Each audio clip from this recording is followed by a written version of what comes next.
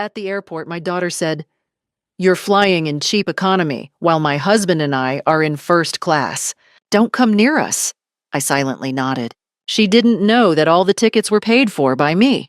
Right before boarding, I walked up to the counter and, "Good day, dear listeners. It's Clara again. I'm glad you're here with me.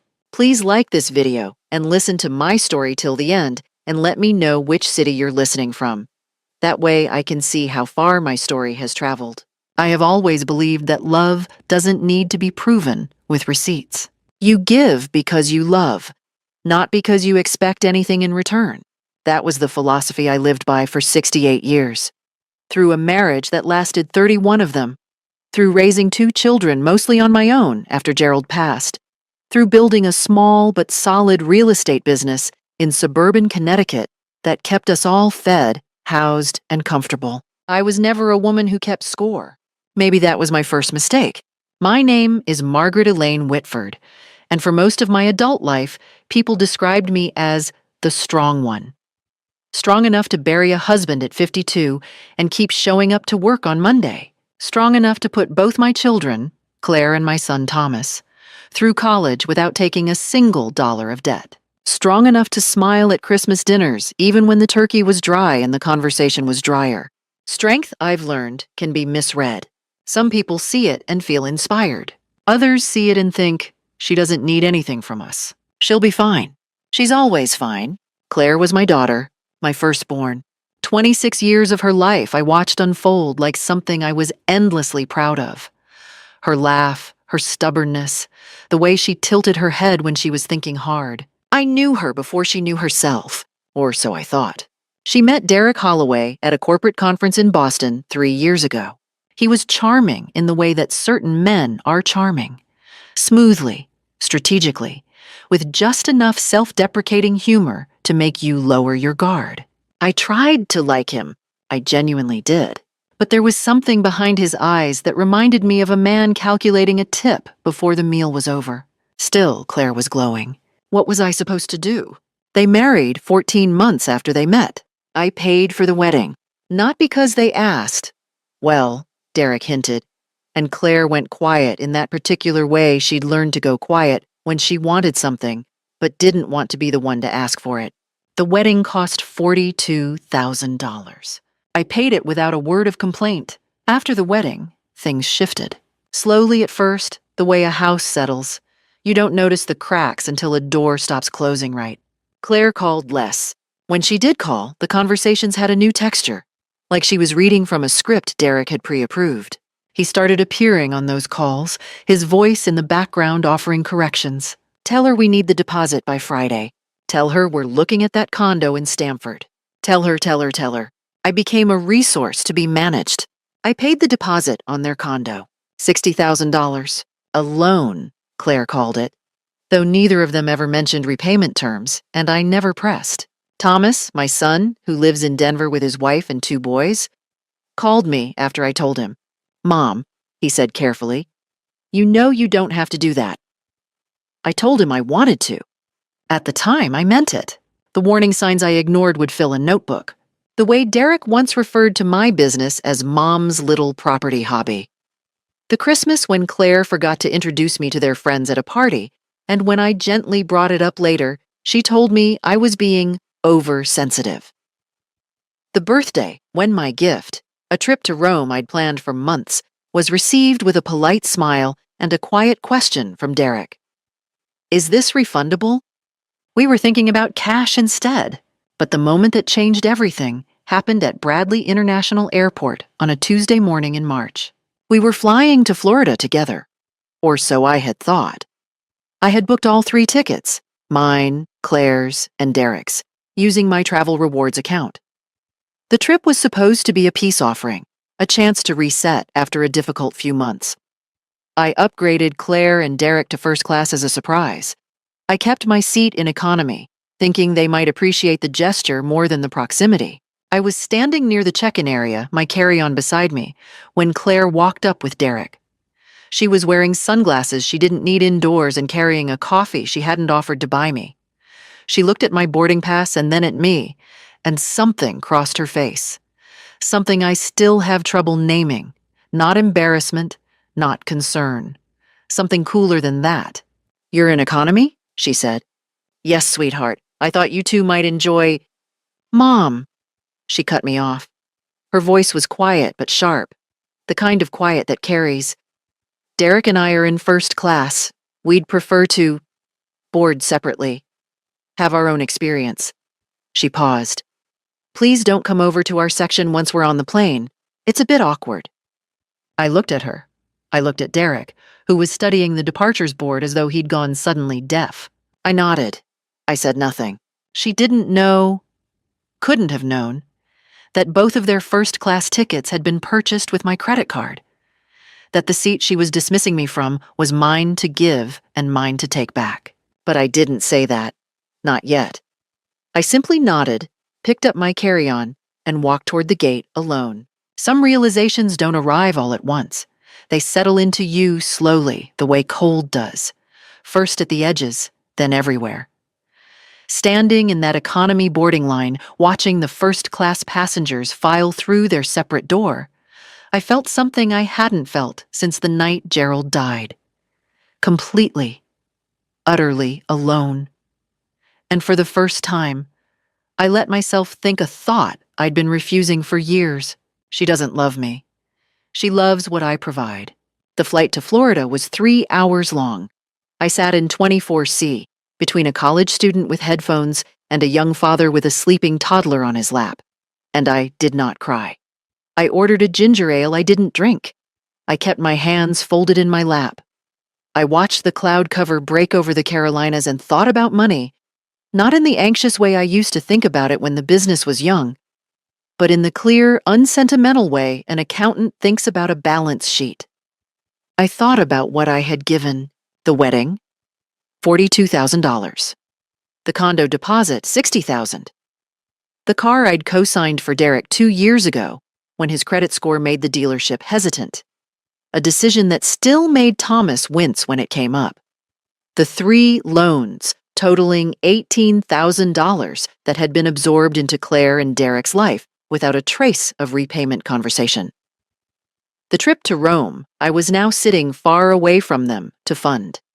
I didn't include the smaller things, the grocery runs, the furniture, the envelope of cash I'd tucked into Claire's birthday card every year since she was a child, scaled up as my income had grown. I didn't count those because they hadn't felt like transactions. They had felt like love. Somewhere over South Carolina, I arrived at a number, just over $140,000 in 3 years.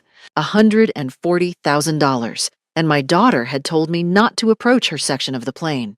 There is a particular kind of grief that comes not from loss, but from recognition. It doesn't announce itself. It doesn't sob. It just sits down beside you and waits, and eventually you have to look at it. I looked at it somewhere over Georgia.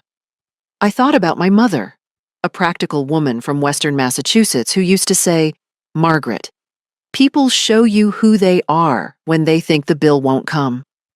I had always found that a little cynical. I didn't find it cynical anymore. What frightened me, and I want to be honest about this because fear is part of the story, was not Claire. It was myself. Because for a long moment on that flight, my first instinct was still to excuse her, to find the reason that made this okay.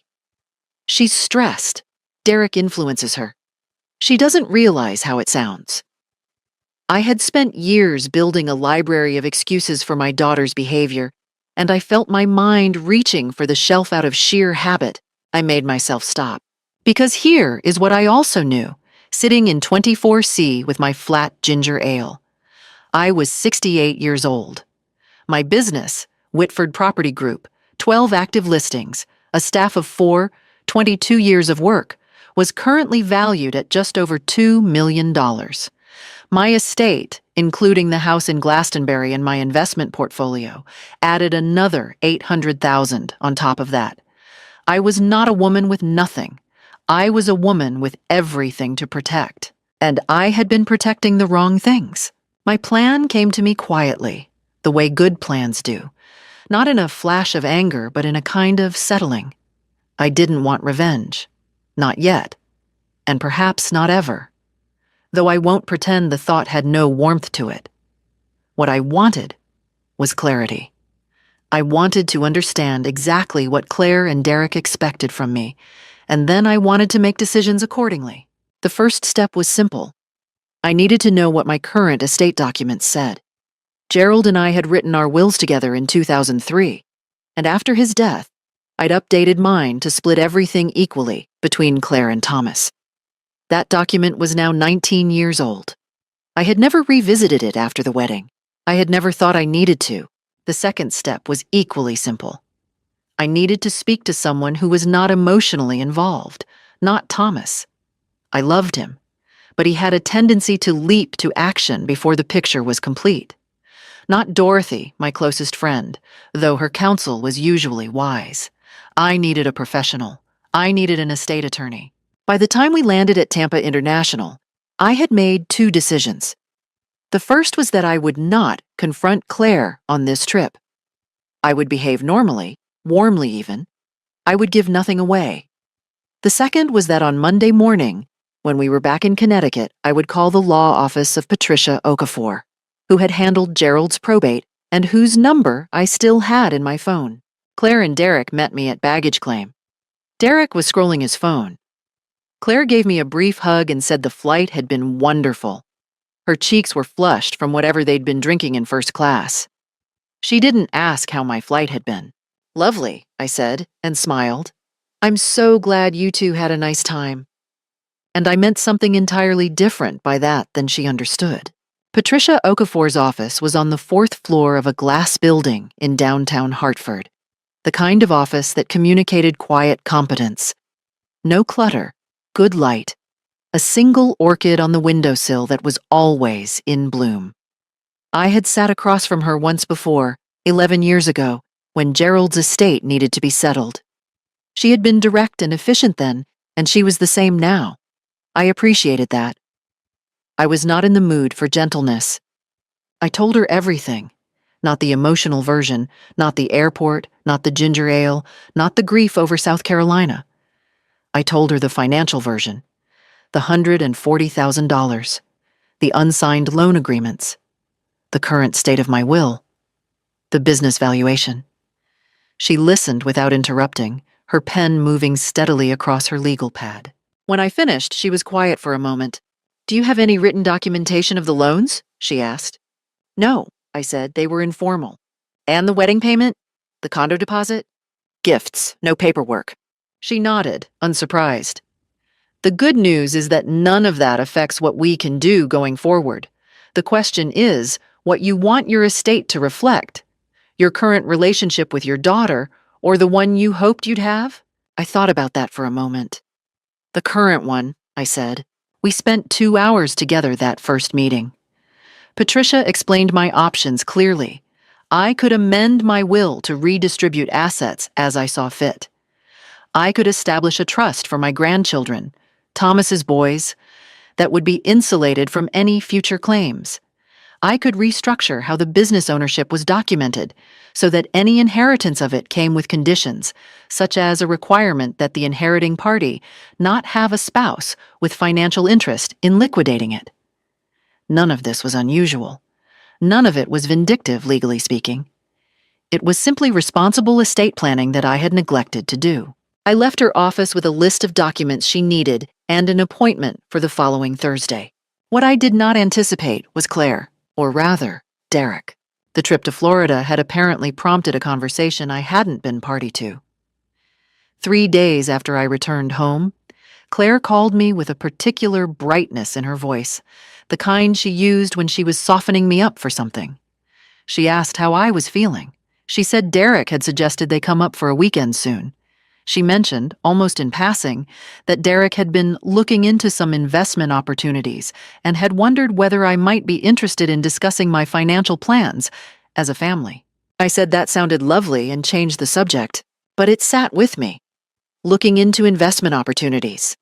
Discussing financial plans as a family. I recognized the language. It was the language of people who had begun to worry that a resource might be reclassifying itself. The direct proof came 11 days later, and it came in the most ordinary way imaginable. I had driven down to Claire and Derek's condo in Stamford on a Saturday. Not because I had been warmly invited, but because Claire had mentioned the new kitchen backsplash and I had offered to come see it, wanting to keep up the appearance of normalcy. Derek was supposed to be at a golf game. He was not. When I arrived, I could hear them in the kitchen before I knocked. The door was slightly ajar. Old houses settle and old habits die hard, and I stood on the step for just a moment. Just long enough. She changes the will, we get nothing, Derek was saying. His voice was not raised, which somehow made it worse. Raised voices are emotion. That was calculation. The business alone is worth $2 million. $2 million, Claire. We can't just let her— I know. Claire's voice, quiet, not protesting.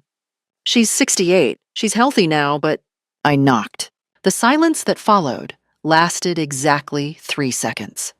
Then Claire called out, "Mom, come in." She was standing at the counter when I walked in, her face arranged into a smile so practiced it was almost convincing. Derek was at the kitchen table, coffee in hand, a picture of casual Saturday morning. I looked at both of them. I smiled back. "The backsplash looks wonderful," I said. "I love the herringbone pattern." I stayed for 40 minutes. I admired the kitchen. I drank the coffee Claire made. Derek talked about golf. I gave nothing away. But in the car on the way home, driving north on I-95, I let myself feel it, the full weight of what I had just heard. We can't just let her. My daughter had said nothing to stop him. She had said, "I know." I had suspected. Now I knew. The difference between suspicion and knowledge is the difference between caution and action. I was done being cautious. I called Patricia's office from the car before I was even back in Glastonbury. I left a message saying I wanted to move quickly on the document revisions we'd discussed. By Monday, she had called back. By Wednesday, we were meeting again. The changes I made to my will were deliberate and thorough. Thomas and his wife, Renee, would now receive 60% of the estate, including the business, contingent on a management clause I worked out with Patricia to protect Whitford Property Group from being immediately sold. A revocable trust was established for Thomas's 2 boys, ages 7 and 9, with designated funds for education. Claire was not removed entirely. I was not willing to do that, not then, not without more time to think. But her share was reduced significantly, and it now came with conditions. It would be released in installments over 5 years with no lump sum. Any interest her spouse held in her inheritance was legally walled off. Patricia filed the amended documents on a Friday afternoon. The following Tuesday, Derek called me. He didn't lead with anger. He was too smart for that. He started with pleasantries. How was the garden? Had I seen the weather forecast? Funny thing, he and Claire had been talking. Then, "Margaret, I want to be transparent with you. Claire and I are concerned. We've heard, and I want to stress we don't know where this is coming from, but we've heard you may be making some changes to your estate planning." I kept my voice even. "Estate planning is a private matter, Derek." A pause. Of course it is. But as family, I've updated my documents to reflect current circumstances," I said. "That's all I'll say." Another pause. Longer this time. When he spoke again, the pleasantness was still there, but something beneath it had shifted. Like a tablecloth pulled slightly to one side, just enough to see the edge of what was underneath. "Margaret, I think it would be worth the 4 of us sitting down together. Claire is very upset. She feels like you're punishing her for something she doesn't understand. When Claire wants to speak with me, she can call me herself," I said. "I'd love to hear from her." He hung up. Claire called 20 minutes later. She was crying. Real tears, or close enough that I couldn't tell the difference from the sound of them. She said she didn't understand what she'd done wrong. She said she loved me. She said Derek was just worried, that I shouldn't read into it, that he only wanted what was best for the family. She said the word family 4 times in 8 minutes, and each time it landed in me like a stone dropped into still water. I listened. I let her say everything she wanted to say. When she paused, I said, calmly and clearly, "Claire, I love you. And when you're ready to have an honest conversation without Derek on the other line, I'm here for that. But I won't be discussing my financial decisions." She cried harder. She said I was being cold. She said I was acting like a stranger. "I hope that's not true," I said. "But maybe we've both been acting like strangers for a while now." I hung up. Then I sat in my kitchen for a long time, listening to the refrigerator hum, watching the afternoon light move across the tiles. 3 days later, there was a voicemail from Derek. His tone had changed. It was harder now, and under the hardness was something that sounded almost like a threat, though carefully phrased to be deniable. He said he and Claire had consulted someone.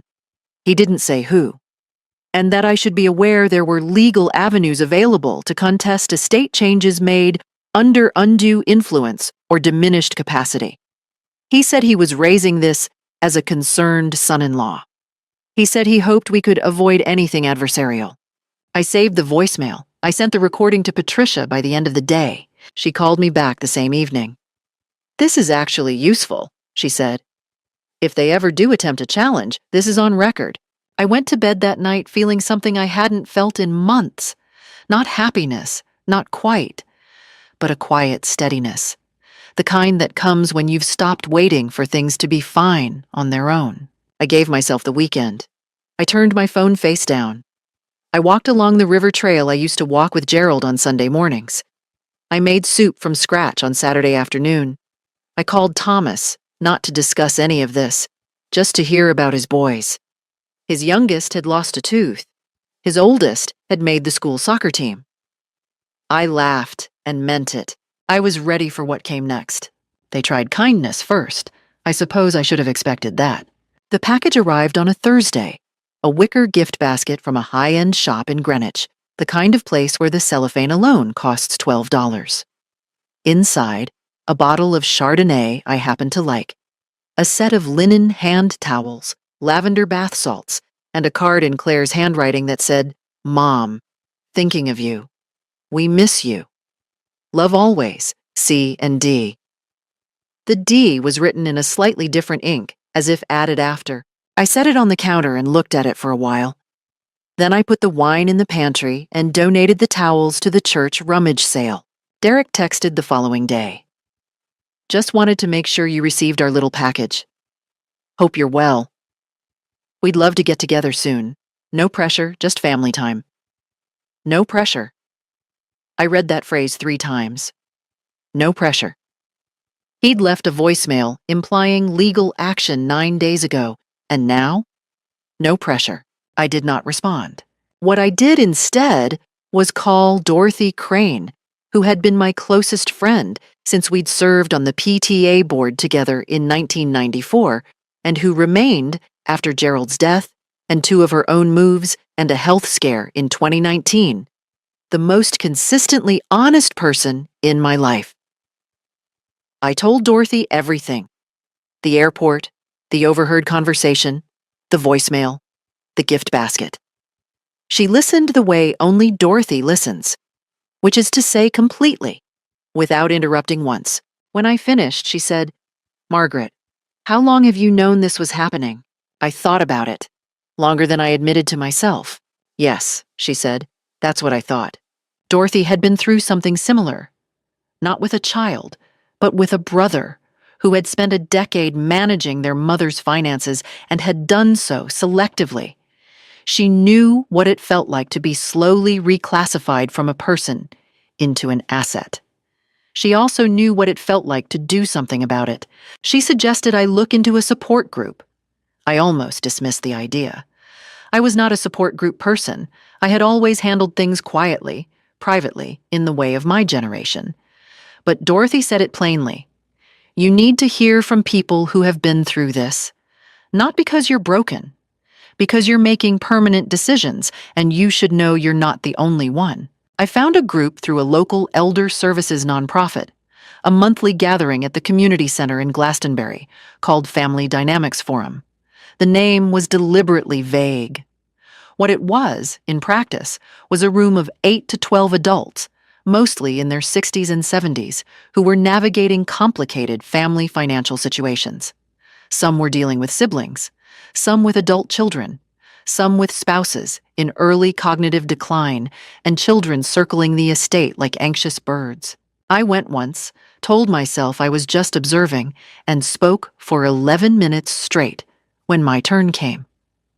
The woman across from me, a retired nurse named Helen, 71, from Wethersfield, nodded at everything I said with the specific nod of someone who had lived the same story in a different house.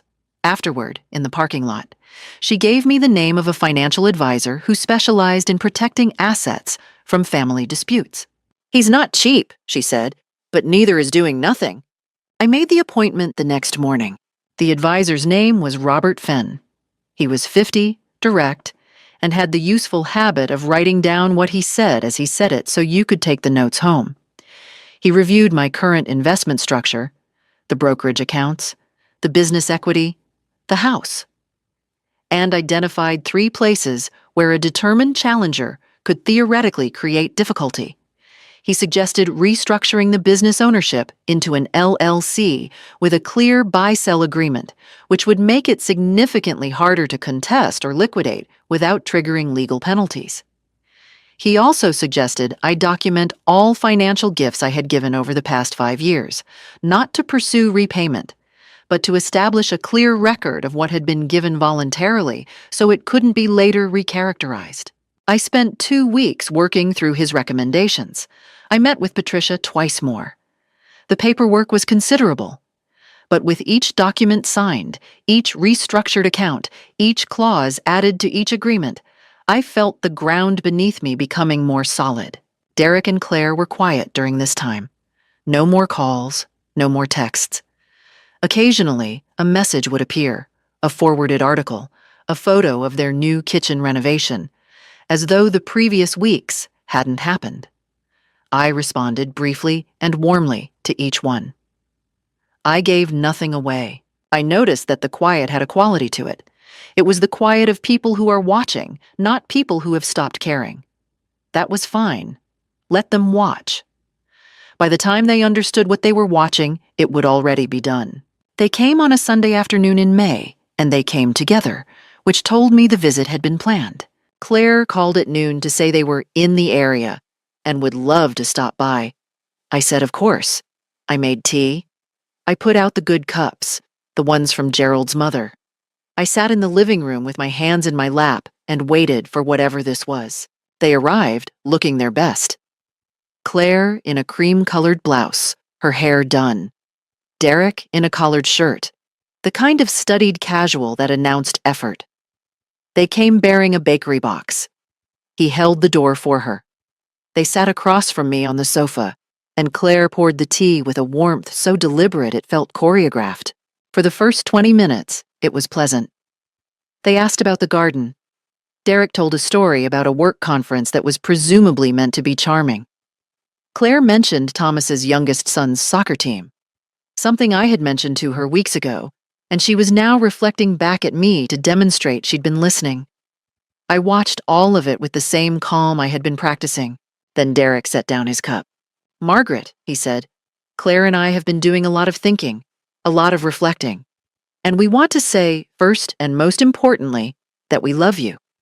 We know things have been strained, and we take responsibility for that." Claire nodded. Her eyes were glossy. "Mom, I don't want us to be like this. You're the only mother I have," I said gently, that I loved them both and was glad they'd come. Derek nodded, as though I had confirmed something. "We think the tension has been partly because there's been some miscommunication about the future, about plans." He paused. "And honestly, Mom—" "Can I call you Mom?" I nodded. "Mom, we're worried about you. Not about money, about you. Living alone in this house, managing the business, all of it. It's a lot for one person. We'd actually been thinking—" He glanced at Claire, who looked at her teacup. We'd been talking about whether it would make sense for us to be more involved in the business, in your life, as support, so you're not carrying everything alone. And there it was. More involved, I repeated. Just in a supportive role, Claire said quickly. Derek has a finance background. He could help with the business, take some of the day-to-day pressure off you. We're not talking about taking anything over, just being present, Derek finished. I looked at them both. I took a sip of tea. The room was quiet, except for the birds outside. That's very thoughtful, I said. Can I ask, and I only ask because I want to understand fully, what kind of role did you have in mind for Derek? In the business specifically? Derek shifted slightly. Nothing formal, just advisory, someone you can talk through decisions with. And would this be compensated? A brief silence. That wouldn't be the priority, no. It would be about family support. I see. I set down my cup. Derek, I received a voicemail from you in April in which you mentioned the possibility of contesting my estate documents on grounds of diminished capacity. Can you help me understand how that fits with what you're describing today? The temperature in the room changed. Claire's face went very still. Derek's did not go still. His eyes moved, just slightly, in the way eyes do when a mind is moving quickly. That was, he started. That was said in a moment of frustration. I shouldn't have. I've saved the voicemail, I said. My attorney has a copy. Claire turned to look at Derek. Derek's jaw was tight. Margaret, he said, and the softness in his voice was mostly gone now. I think you're approaching this with a lot of hostility that isn't. I'm approaching it with clarity, I said, which I understand may feel similar. They didn't stay long after that. The Goodwise were clipped. Derek's hand on Claire's back as they walked to the car was firm, steering. At the door, Claire turned back, and her face, for just a moment, looked the way she used to look as a child. Uncertain, ashamed, aware that something had gone wrong.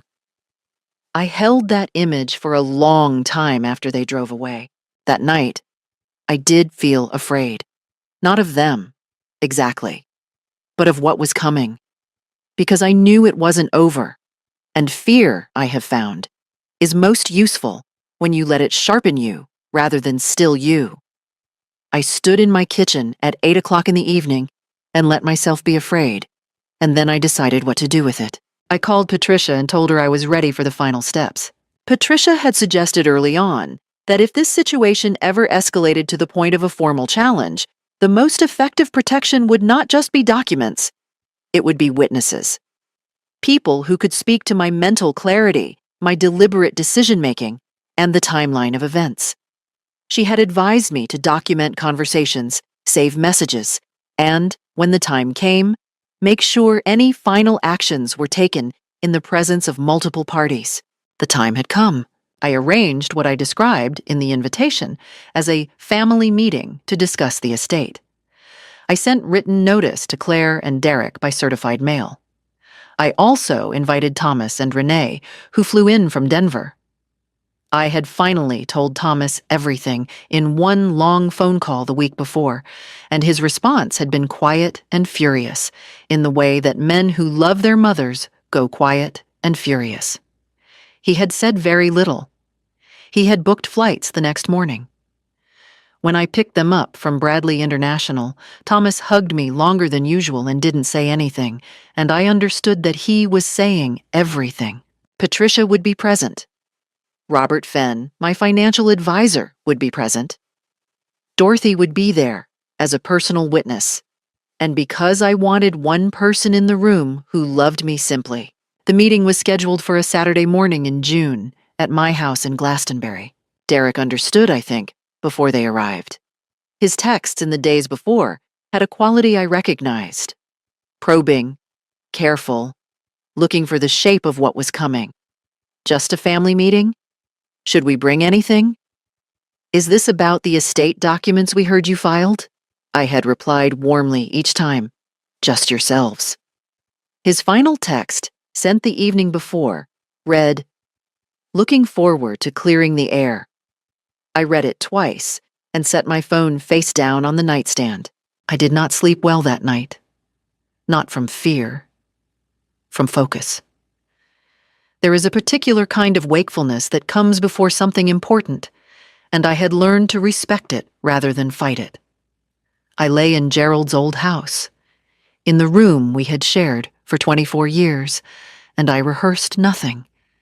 I simply let myself be ready. They arrived on time. Derek was in a suit jacket, which told me he'd spent time deciding what to wear, which told me he was uncertain. Claire looked pale. Thomas and Renee were already there, seated at the dining room table I'd set with coffee and the good pastries from the French bakery on Main. Patricia sat to my right. Robert Fenn at the end.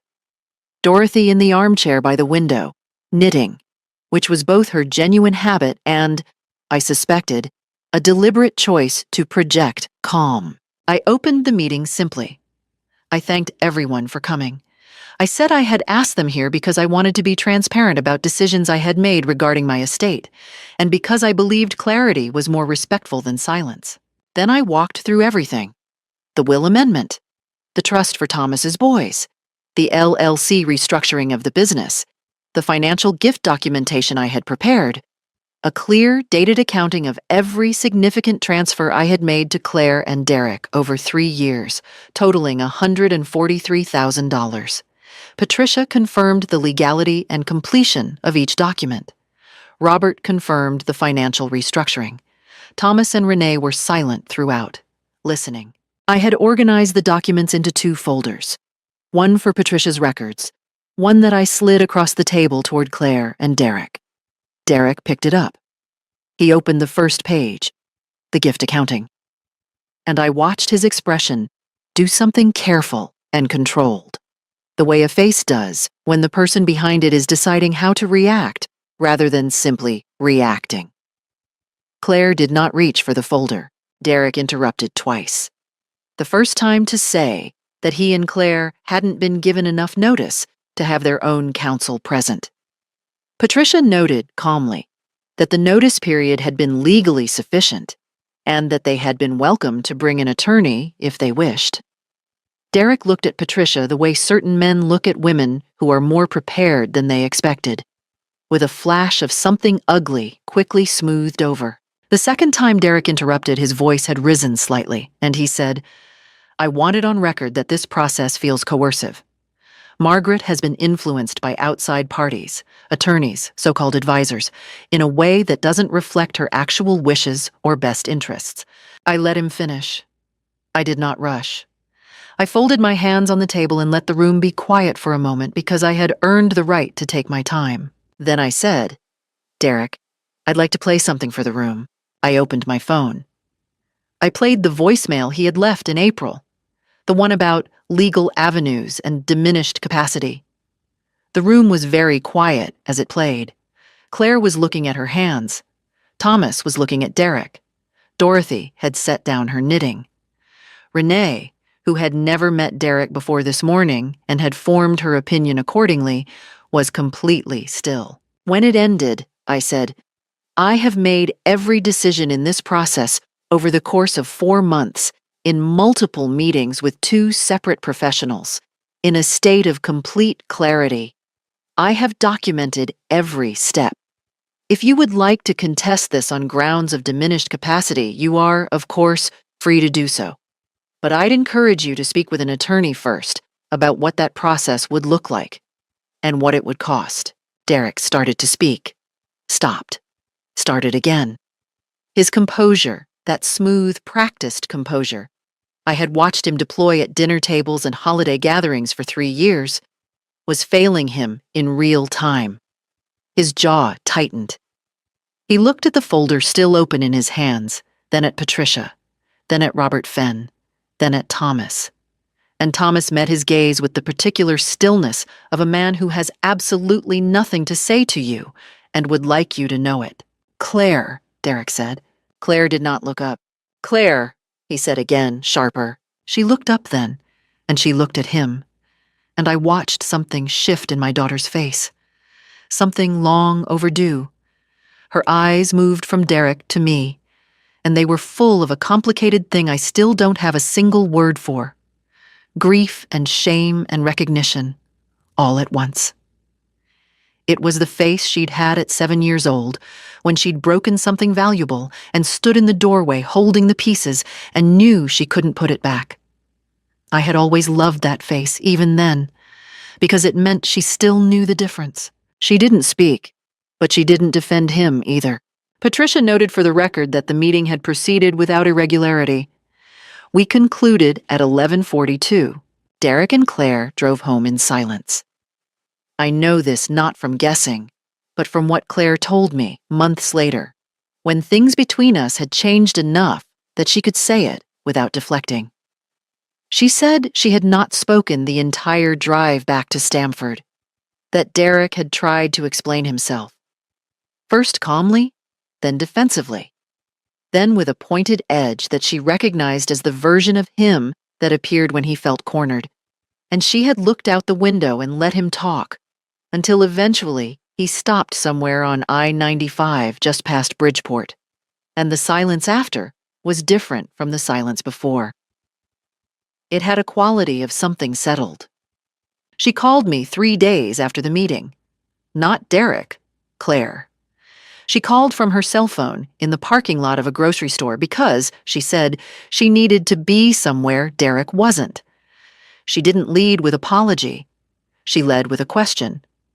Mom, how long did you know? That you two were counting on my money? I said. I suspected for a year.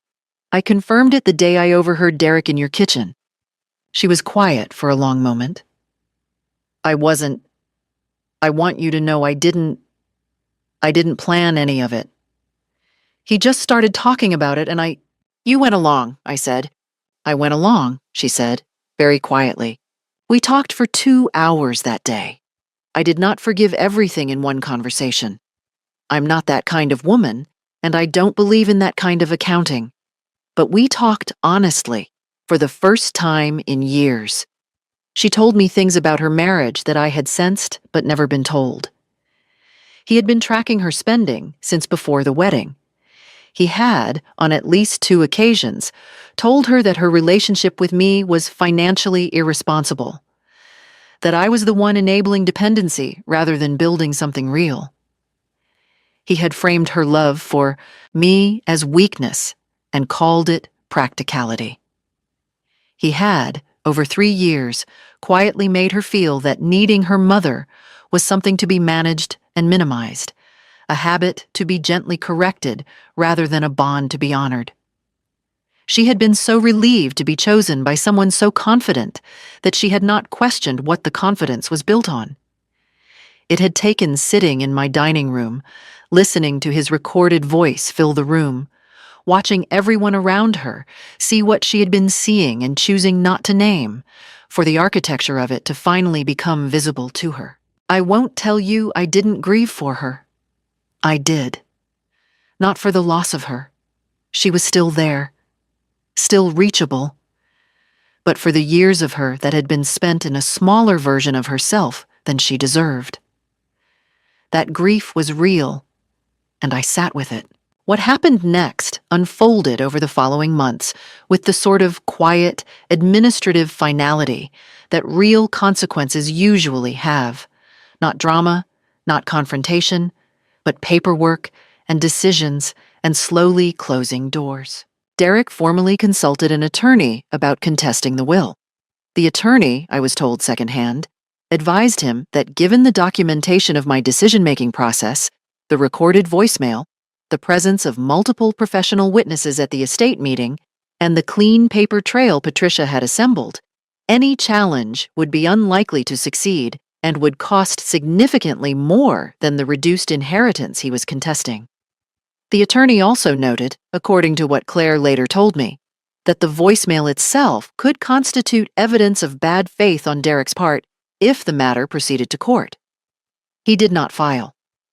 The folder of documents I'd slid across the table had done its work before anyone had to argue about it. His advisory role ambitions for Whitford Property Group dissolved accordingly. There was nothing to advise. The LLC agreement made clear that no outside party could hold interest in the business without board approval, and I was the board. He had no foothold. He had never had one, but now the paperwork confirmed it in language that left no room for creative interpretation. 2 months later, Claire told me she had asked Derek to move out. She said she'd been thinking about it longer than she admitted to herself, that there had been a version of this decision living in the back of her mind for over a year. But that sitting in my dining room watching him perform indignation while the voicemail played had collapsed whatever was left of her willingness to excuse it. She got a therapist. She started, cautiously, rebuilding. She went back to the design work she'd quietly set aside during the marriage because Derek had found it impractical. The first time she sent me a photo of something she'd been working on, a residential renovation in Darien, warm and spare and exactly her. I printed it and put it on the refrigerator, the way I used to do with her drawings when she was small. As for Whitford Property Group, I brought on a new operations manager in September. A sharp woman named Anita, 44, who had been in commercial real estate for 15 years and who reminded me of myself at her age in ways that were both flattering and clarifying. With her help, I began the transition to a slightly reduced role. Not retirement. I wasn't ready for that, and frankly, I'm still not sure I'll ever be entirely ready. But the slower, more deliberate pace I'd been telling myself I'd allow when the time was right. I kept the house in Glastonbury. I started the Rome trip over, this time just Dorothy and me, booked in 2 comfortable seats next to each other in economy, which suited us both perfectly. The $143,000 I had given Claire and Derek, I let it go. Not because it didn't matter, but because carrying it would have cost me more than the amount itself. The documented record of it exists. If I ever needed it, it was there. But I found I didn't need it. What I needed, it turned out, was the clarity that came after. The 2 years that followed were, in many ways, the most quietly alive I had felt since Gerald was well. Thomas and Renee flew east more often. The boys had grown into lanky, loud, wonderful creatures who filled my Glastonbury house with the particular disorder that only beloved children create. The older one, James, had decided he wanted to learn to cook and spent a Thanksgiving weekend following me around the kitchen with grave seriousness, writing down every step of my stuffing recipe in a notebook he'd brought specifically for the purpose. I framed the page afterward. It hangs in my kitchen, slightly smudged where he'd leaned over the counter, to watch me add the celery, and I look at it every morning without meaning to, and then find I'm glad I did. The younger one, Cooper, was all energy and questions. Why does bread rise, Grandma? Why does onion make you cry? Can we make pie? And I answered every question as seriously as he asked it, because children who ask questions deserve to be taken seriously. Gerald would have loved those boys unreservedly. I loved them enough for both of us. Dorothy and I did go to Rome. We went in October, the right month, when the tourists had thinned and the light on the old stone was amber and low. We walked until our feet ached and then sat at outdoor tables and ordered wine. We couldn't finish and talked about everything. Gerald, her late husband Frank, our mothers, the strange gift of being old enough to care less about what things looked like and more about what they felt like. One evening, we got slightly lost between the Pantheon and the Campo dei Fiori, and instead of being anxious about it, we simply kept walking and found a small restaurant on a side street where no one spoke much English and the pasta was extraordinary. Dorothy said it was the best meal she'd eaten in 20 years. I agreed. I bought a small watercolor of the Tiber from a street artist near the Ponte Sisto, a young man who painted with his whole body, leaning and stepping back, entirely absorbed. And it hangs in my hallway now, slightly crooked, exactly where I want it. The forum met monthly, and I kept going. I had stopped needing it for myself in the acute way I once had, but I found I had something to offer others who were earlier in their own reckonings. There is a particular usefulness that comes from having been through something and arrived on the other side with your clarity intact. Not wisdom exactly, just the settled knowledge that survival is possible and specific, and not as distant as it feels from inside the difficulty. Helen and I became genuine friends, the kind that form late in life and are somehow more solid for it, built on honesty rather than proximity. She visited Glastonbury twice. I drove to Wethersfield for her birthday in October and stayed for dinner and didn't leave until nearly 11, which felt like a small triumph over the version of myself that used to leave parties early to avoid being too much. Whitford Property Group had a strong year. Anita was everything I'd hoped: precise, calm under pressure, and possessed of a confidence in negotiations that I recognized and respected. She had a way of making difficult clients feel heard while simultaneously not conceding an inch, which is rarer than it sounds and harder to teach. In December, I gave every member of my staff a meaningful bonus, not the rote percentage of salary kind, but a real one, sized to each person's circumstances, which I knew because I paid attention. My property manager, who had 3 kids and a car that was held together by hope, found an envelope with enough to replace it.